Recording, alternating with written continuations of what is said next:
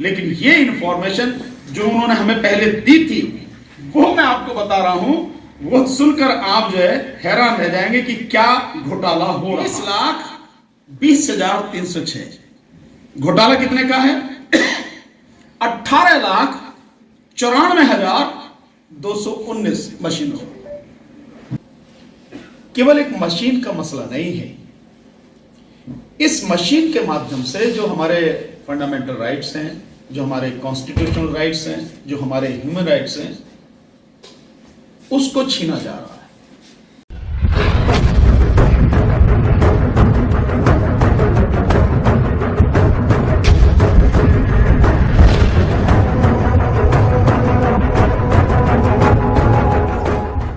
पोल हुआ 74%, almost 65 votes, और जब काउंटिंग हुई तो उसमें कितने निकले? उसमें 171 जो वोटें निकली। इलेक्शन कमीशन ने 5 अधिकारियों को सस्पेंड किया। आप समझ रहे, मतलब ये स्थिति है। और यही नहीं है, एक और उदाहरण बताता हूं कि 2019 के चुनाव के बाद जिस दिन गिनती हो रही थी 23 मई 2019 को, इलेक्शन कमीशन की वेबसाइट पर जो डाटा पड़ा हुआ था, जितनी वोटें कास्ट हुई और जो वोटें निकल रही थी, तो 373 कॉन्स्टिट्यूंसी, पार्लियामेंट्री कॉन्स्टिट्यूंसी, 373 लोकसभा क्षेत्रों पर जितनी वोटें पड़ी थी उनसे 8,000 से लेके 18,000 वोटें ज्यादा थी। कैसे थी?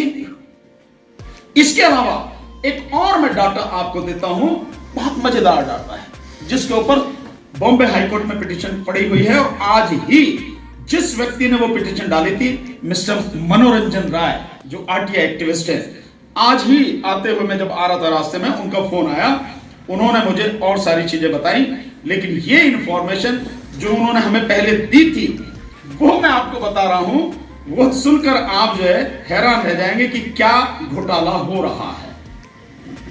और बहुत मजेदार बात हो, जो घोटाला है बहुत मजेदार है कि मनोरंजन राय ने आरटीआई डाल के इलेक्शन कमीशन से यह पूछा कि वर्ष 2014 से पिछले 15 सालों में आपने कितनी ईवीएम खरीदी और कहां से खरीदी? तो इलेक्शन कमीशन कहता है कि हमने 2 कंपनियों से ईवीएम खरीदी, एक ECIL यानी electronic corporation of India limited, और दूसरी हमने खरीदी BEL, भारत इलेक्ट्रॉनिक्स लिमिटेड। कितनी खरीदी? इलेक्शन कमीशन ने कहा कि हमने BEL बेंगलोर से खरीदी 10,05,662 और ECIL से खरीदी हमने 10,14,644। तो टोटल कितनी हुई? 20,20,306। इतनी खरीदी। मनोरंजन राय ने फिर आरटीआई लगाई और यह बात दोनों कंपनियों से पूछी, ECIL से और BEL से। BEL कहती है कि हमने 2014 के पिछले 15 सालों में इलेक्शन कमीशन को 19,69,932 ईवीएम मशीनें सप्लाई की, ऑलमोस्ट डबल। और ECIL से जब पूछा तो उसने कहा कि हमने 19,44,593 593 इतनी ईवीएम सप्लाई की। टोटल कितनी हो गई? 39,14,525। इलेक्शन कमीशन कह रहा है 20,20,306। घोटाला कितने का है? 18,94,219 मशीनों। आज की तारीख में इस देश में बहुत बड़ी लड़ाई है।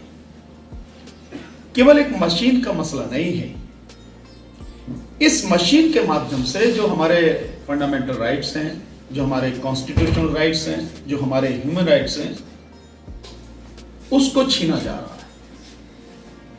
और एक नागरिक होने के नाते मेरी और इस देश के तमाम नागरिकों की जिम्मेदारी है कि वो अपने इन राइट्स को छीनने से बचाएं, इसके खिलाफ लड़ें। Election commission free, fair and transparent election करा सके, इसके लिए उसका इंडिपेंडेंट होना बहुत जरूरी है, ताकि सरकार का या किसी का भी कोई दबाव उस पर हो ना सके। यह बहुत जरूरी है। इसीलिए संविधान में आर्टिकल 324 में ही व्यवस्था की गई कि इलेक्शन कमीशन जिस दिन से इलेक्शन कमिश्नर या चीफ इलेक्शन कमिश्नर नियुक्त किया जाएंगे, जब तक उनका टेन्योर होगा, कोई उनको किसी भी तरह से छू नहीं सकेगा। इलेक्शन कमिश्नर को हटाने की प्रक्रिया जो सुप्रीम कोर्ट को जज को हटाने की प्रक्रिया है, यानी इंपीचमेंट, महाभियोग, जो संसद में लाया जा सकता है, उसके माध्यम से उसको हटाया जा सकता है। तो इतना प्रोटेक्शन उसे दिया गया है कि कोई उसे छू भी नहीं सकता। और केवल यही नहीं, उसके पूरे टेन्योर में उसकी किसी भी तरह की सुविधा में कोई कमी नहीं की जाएगी, कोई सरकार हो जाए। उनके वेतन में कोई कमी नहीं की जाएगी, उनकी पावर में कोई कमी नहीं की जाएगी। ये इसीलिए था ताकि इलेक्शन, जो लोकतंत्र में सबसे महत्वपूर्ण एक कदम है, पर ईवीएम के माध्यम से जो प्रक्रिया अपनाई जा रही है वो किसी भी तरह से ट्रांसपेरेंट नहीं। आप अपने आप से पूछिए, मेरी बात छोड़िए आप, ईवीएम से जो चुनाव होता है उसमें 3 मशीनें इस्तेमाल होती हैं। एक, जिसको कंट्रोल यूनिट कहा जाता है, जिस समय आप बूथ में वोट डालने जाते हैं तो वो प्रिजाइडिंग ऑफिसर के पास होती है। दूसरी होती है बैलेट यूनिट, जिसमें वोट डालने वाला वोटर जो है बटन दबाता है अपने मनचाहे कैंडिडेट और पार्टी के सामने। और तीसरी होती है वीवीपैट मशीन, जिसमें 7 सेकंड के लिए एक पर्ची, जिसको आप वोट दे रहे हैं, ये वेरीफाई करने के लिए कि उसी को आपकी वोट गई है, तो वो 7 सेकंड के लिए पर्ची दिखती है जिसपे काला शीशा लगा हुआ है। 7 सेकंड में मैं पूरे विश्वास के साथ कह सकता हूं कि 70-80% लोग उस पर्ची को देख ही नहीं पाएंगे। और इसमें भी एक घपला किया गया कि जिस समय 2017 के बाद ईवीएम लाई गई, तो उस समय उसमें एक तो व्हाइट शीशा होता था और पर्ची देखने का समय भी 15 सेकंड था। वो 2 साल बाद ही 15 सेकंड का समय जो है घटा के 7 सेकंड कर दिया गया और शीशा बदलकर व्हाइट से काला कर दिया गया। और वो पर्ची जो है वो किसी भी वोटर को मिलती नहीं है, वो पर्ची उसी में कट के गिर जाती है। आपको नहीं पता है कि 7 सेकंड में बत्ती बुझने के बाद क्या हुआ क्या नहीं हुआ, आपको नहीं पता है। तो बताओ, आपको किसी को पता नहीं पता। और जो कंट्रोल यूनिट है, जिसमें बटन दबाने के बाद ही वोटर जो बैलेट यूनिट है उसमें वोट डाल सकता है, वो कंट्रोल यूनिट की ही गिनती होती है, वोटें उससे गिनी जाती हैं। लेकिन हम में से किसी को नहीं पता कि जिससे गिनती होती है मेरी वोट उसमें गई भी है कि नहीं गई, रजिस्टर हुई है कि नहीं हुई है। और रजिस्टर भी हुई है तो जिस कैंडिडेट को मैंने दी है, जिस पार्टी को दी है, क्या उसी के अकाउंट में रजिस्टर हुई है वो, ये कहीं और रजिस्टर हुई, हमें किसी को कुछ नहीं पता। जबकि लोकतंत्र में मैं जिसको वोट दे रहा हूं, जिस पार्टी को, जिस कैंडिडेट को, इसको सुनिश्चित करना, ये आंखों के सामने, मेरी आंखों के सामने दिखना चाहिए कि हां, मैं जिसको वोट देना चाहता हूं उसी को दी है और उसी को गई है, उसी के खाते में गिनी जाएगी। ईवीएम में ये सुविधा नहीं। जब भी बार बार कोई बात आती है तो इलेक्शन कमीशन कहता है कि हम पे विश्वास करो, हम कह रहे हैं ईवीएम सही है। और आज की तारीख में आप बहुत एक मजेदार तमाशा देख रहे होंगे।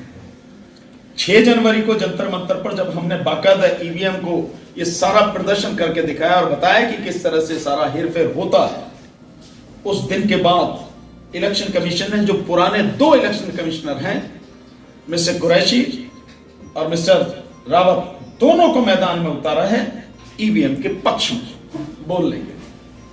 और दूसरा मैं भी सुना कि 40,000 ईवीएम मशीनों को वैन में रख के अलग अलग देश के भागों में इलेक्शन कमीशन घुमा रहा है। और इससे भी मजेदार बात कि जिन वैनों में रखकर वो मशीनें घुमाई जा रही हैं, उन वैनों के ऊपर लिखा है मोदी की गारंटी। जो असली बात मैं कहना चाह रहा हूं कि अगर वैन के ऊपर लिखा है मोदी की गारंटी, तो इसका मतलब इलेक्शन कमीशन की तो है, वो तो सरकार की है। और सरकार का ईवीएम को ले जाके दिखाने का मतलब क्या है? और अगर सरकार की नहीं है तो इलेक्शन कमीशन क्या प्रचार कर रहा है सरकार का? दोनों ही स्थिति में साफ है कि इलेक्शन कमीशन और सरकार मिले हुए हैं। तो जो इंडिपेंडेंट इलेक्शन कमीशन होना चाहिए, जिसकी व्यवस्था कॉन्स्टिट्यूशन में की गई है, इलेक्शन कमीशन इंडिपेंडेंट नहीं है। और इंडिपेंडेंट नहीं है तो free, fair and transparent election कैसे होगा? वो तो इंडिपेंडेंट रखने के लिए तो सारी व्यवस्था की गई थी। अब दूसरी बात, एक और सबूत आपको बताता हूं जिससे आप बिल्कुल निश्चित हो जाएंगे कि इलेक्शन कमीशन और सरकार एक ही है। हमने आरटीआई के माध्यम से कुछ इंफॉर्मेशन इलेक्शन कमीशन से मांगी। उसमें 18 हमने क्वेश्चन उनके सामने रखे, तो पूछा गया भाई क्या ये कहीं से सर्टिफाइड है? इलेक्शन कमीशन कहता, जवाब आप सुनिए, बहुत मजेदार, इनको एनालाइज करने की बहुत जरूरत है।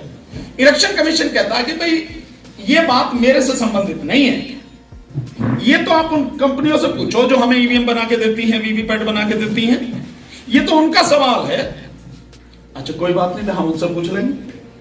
तो 2 कंपनियां बना के देती हैं, एक ECIL, electronic corporation of India limited, एक तो वो देती है बना के जो हैदराबाद में है, एक देती है BEL, भारत इलेक्ट्रॉनिक्स लिमिटेड, जो बेंगलोर में है और अब एक ब्रांच उसकी यहां पंचकुला में भी खुली है।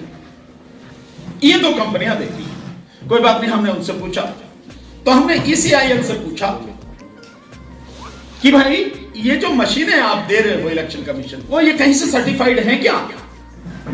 तो ECIL कहता भाई मुझे तो पता नहीं सर्टिफाइड है नहीं है, लेकिन एक थर्ड पार्टी इंस्पेक्शन इसका जरूर होता है। और वो इंस्पेक्शन कौन करता? STQC, कोई एक संस्था है गवर्नमेंट ऑफ इंडिया, वो इंस्पेक्शन करती है। इंस्पेक्शन में और सर्टिफिकेशन में जमीन आसमान का अंतर है। मैं समझता हूं आप सब लोग इस बात को जानते हैं। इंस्पेक्शन करना एक अलग बात है, सर्टिफाइड करना, सर्टिफाइड होना, ये बिल्कुल अलग बात। तो पता लग गया कि वो भी सर्टिफाइड नहीं है। फिर हमने BEL से पूछा, भाई बताओ, तो BEL कह रहा था मुझे तो कुछ पता नहीं, मुझे तो इलेक्शन कमीशन की जो एक्सपर्ट कमेटी है जो मशीन बनाने को कहती है, मैं वो बना के उसे दे देता हूं, वही चेक करते हैं जैसे भी है, मेरे पास कोई सर्टिफिकेट नहीं ना। 140 करोड़ नागरिकों की अधिकार का सवाल है, इस देश के 100 करोड़ मतदाताओं के अधिकार का सवाल है।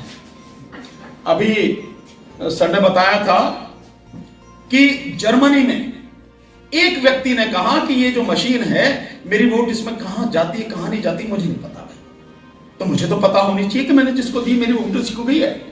सिर्फ एक व्यक्ति के ऑब्जेक्शन पर वहां की सुप्रीम कोर्ट ने ईवीएम को बंद कर दिया। एक व्यक्ति, यहां पर करोड़ों लोग आवाज उठा रहे हैं, और यहां पर करोड़ों जो नागरिक हैं उनके अधिकार का सवाल है, संवैधानिक अधिकार, मौलिक अधिकार और उनका मानव अधिकार, तीनों अधिकार उनके छीने जा रहे हैं, उसका सवाल। तो वो तीनों ने कहा कि कोई सर्टिफिकेशन नहीं। ओके, ठीक बात है। अब इसमें एक चीज और निकल कर आई, ये जो कंपनियां हैं दोनों, electronic corporation of India limited, ये भी गवर्नमेंट ऑफ इंडिया की कंपनी है, और जो वो है आपकी BEL, वो भी मिनिस्ट्री ऑफ डिफेंस के अंडर आती है, वो भी गवर्नमेंट ऑफ इंडिया की कंपनी है। तो इलेक्शन कमीशन इंडिपेंडेंट कहां से रहा? जो संविधान का बेसिक प्रिंसिपल था कि election free, fair and transparent होना चाहिए और इसके लिए इलेक्शन कमीशन इंडिपेंडेंट होना चाहिए, वो तो बात खत्म हो गई। तो जब कंपनियां जो हैं सरकार की, वो ईवीएम बनाती हैं, वो वीवीपैट बनाती हैं, तो इलेक्शन में तो गड़बड़ होगी। और मानो कोई भी बात है तो सवाल तो खड़ा हो जाएगा कि इंडिपेंडेंट कुछ भी नहीं है, फ्री, फेयर एंड ट्रांसपेरेंट कुछ भी नहीं है। इलेक्शन कमीशन जगह जगह घुमा रहा है मशीन्स को। हमें क्यों नहीं दीजिए? हमने उससे मांगी कि 50 मशीन हमें दो। आप 50 मशीन हमें दो, देश के 50 कोनों में हम अलग अलग जगह पर दिखाएंगे, दुनिया के सामने, प्रेस के सामने दिखाएंगे कि कैसे गड़बड़ी होती है। क्यों नहीं दी हमें? ये जो सारी चीजें हैं, इन सब चीजों की वजह से हम लगातार इसका विरोध कर रहे हैं। और आगे देखिए, जहां भी चुनाव पोस्टल बैलेट से हुआ या पोस्टल बैलेट की गिनती हुई, 2 उदाहरण आपको बताओ। अभी 5 राज्यों में चुनाव हुए।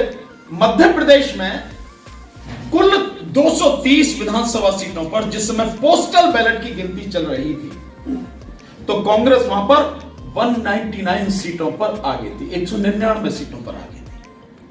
और जैसे ही ईवीएम की सारी गिनती होकर आती है, बिल्कुल 180 डिग्री पर घूम जाता है, कांग्रेस 63 पर अटक जाती है और बीजेपी 166 सीटें लेकर सरकार बनाती। ऐसे कैसे हो सकता है? ऐसे कैसे संभव है? और ठीक इसी तरह से हुआ 2022 के विधानसभा चुनाव जो उत्तर प्रदेश में हुए, जहां पे पोस्टल बैलेट की जो गिनती हुई, उस समय कुल 403 विधानसभा सीटों में से समाजवादी पार्टी 304 विधानसभा सीटों पर आगे चल रही, यानी 3/4 हो गया, 3/4 का रेशो। और बीजेपी मात्र 90 सीटों पर।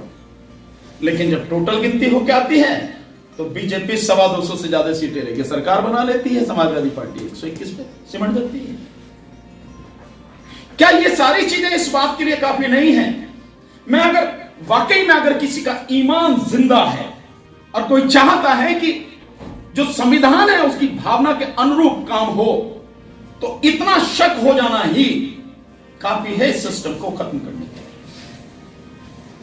लिए। लेकिन जब इलेक्शन कमीशन की नियुक्ति में सुप्रीम कोर्ट द्वारा जो जजमेंट दिया गया कि इसकी नियुक्ति में चीफ जस्टिस ऑफ इंडिया भी होना चाहिए, उसे सरकार ने क्यों बदला? अगर सरकार की नीयत साफ है, अगर सरकार को यानी मोदी जी को इतना लोग पसंद करते हैं इस देश में कि वो हार ही नहीं सकते, जीतेंगे ही, तो फिर आपको क्या जरूरत है कि जो सुप्रीम कोर्ट ने व्यवस्था दी उसको चेंज करने के लिए? पहले उसके लिए ऑर्डिनेंस लाया गया, इतनी जल्दबाजी थी कि जैसे ही सुप्रीम कोर्ट का जजमेंट आया, पहले ऑर्डिनेंस लाया गया, अध्यादेश, देन उसके बाद में कानून लाया गया, बिल लाया गया संसद में और वो पास करा दिया गया। और सुप्रीम कोर्ट की चीफ जस्टिस को हटा के इलेक्शन कमीशन के नियुक्ति में सरकार ने, प्रधानमंत्री ने अपने द्वारा चुनाव हुआ एक कैबिनेट मंत्री उसमें रख दिया। एक विपक्ष के नेता, जब 3 में से 2 प्रधानमंत्री के ही आदमी हैं, खुद प्रधानमंत्री शामिल हैं, तो कौन सा व्यक्ति चुना जाएगा? तो असली सवाल यह है कि इलेक्शन कमीशन की इंडिपेंडेंस कहां है? और इलेक्शन कमीशन अगर इंडिपेंडेंट नहीं है, सरकार और इलेक्शन कमीशन एक ही है, तो फिर चुनाव इंडिपेंडेंट कैसे होगा? फ्री, फेयर एंड ट्रांसपेरेंट कैसे होगा? और ये जो सारी व्यवस्था है, इसमें केवल एक ही तरीका है जिससे सीधा सरल कोई तरीका नहीं हो सकता, और वो है बैलेट पेपर। अनपढ़ से अनपढ़ व्यक्ति, अशिक्षित व्यक्ति, कोई भी व्यक्ति हो जिसने पहले कभी भी ना वोट दिया हो, लेकिन जब वो जाएगा सामने तो उसे देख के पता लगा लेगा कि हाँ मुझे इसको वोट देना, इसके सामने थप्पा लगाएगा, वोट देगा, उसमें डालेगा बैलेट बॉक्स में, चला जाएगा, उसकी गिनती उसमें होगी। ये हुआ है इस देश में, ऐसा नहीं कि नहीं हुआ, खूब सालों चला।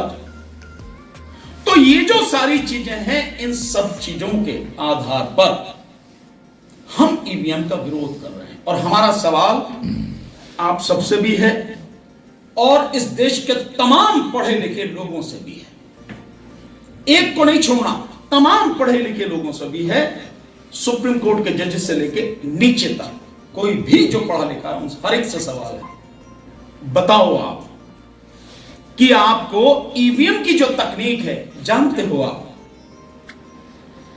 ईवीएम से जो चुनाव हो रहा है, क्या वो तरीका है उसके विषय में जानते हो कि ये मशीन कैसे काम करती है? एक व्यक्ति मुझे बताया, सॉफ्टवेयर इंजीनियर के अलावा इस धरती पर कोई नहीं बता सकता कि ईवीएम कैसे काम करती है। और हम सालों से अंधों की तरह वोट डालते चले आ रहे हैं, कभी कोई ऑब्जेक्शन नहीं करता। इसके जो डिस्ट्रिक्ट कोर्ट हैं, उनके तमाम जजेस, जिनकी संख्या 20,000 से ज्यादा है, इस देश के तमाम IAS officers, IPS officers, collector, ADM, SDM, tehsildar, naib tehsildar, SP, SSP, DIG, IG, DGP, जितने भी प्रोफेसर हैं यूनिवर्सिटीज के, जितने भी टीचर्स हैं स्कूल कॉलेजेस में, जितने भी डॉक्टर्स हैं, जितने भी एडवोकेट्स हैं, जितने भी पीएचडी वाले हैं, जितने भी ग्रेजुएट हैं और जो भी पढ़े लिखे लोग हैं, एक व्यक्ति इस सवाल का जवाब दे दे कि क्या वो जानता है कि ईवीएम की तकनीक क्या है और ईवीएम कैसे काम करती है। और इलेक्शन कमीशन कितनी भी कोशिश कर ले, इस बार का चुनाव हम ईवीएम से होने नहीं देंगे किसी भी कीमत पर, चाहे किसी भी हद तक हमें जाना पड़े। 2024 का लोकसभा चुनाव केवल और केवल बैलेट पेपर से होगा। आखिर में एक नंबर मैं आपके माध्यम से बता रहा हूं, जो भी लोग ईवीएम का विरोध करना चाहते हैं, कर रहे हैं, जो भी ईवीएम के खिलाफ है और बैलेट पेपर से चुनाव चाहते हैं, एक नंबर जिस पर मिस कॉल कर सकते हैं आप लोग। और ध्यान रखिए, ये केवल एक ही नंबर है, कोई दूसरा नंबर इसके अलावा अगर देता है तो वो आपको धोखा दे रहा हो सकता है। वो ईवीएम के पक्ष में ये नंबर ये कह के कि ये ईवीएम के विरोध में है नंबर, ये कह के कोई दूसरा नंबर दे सकता है।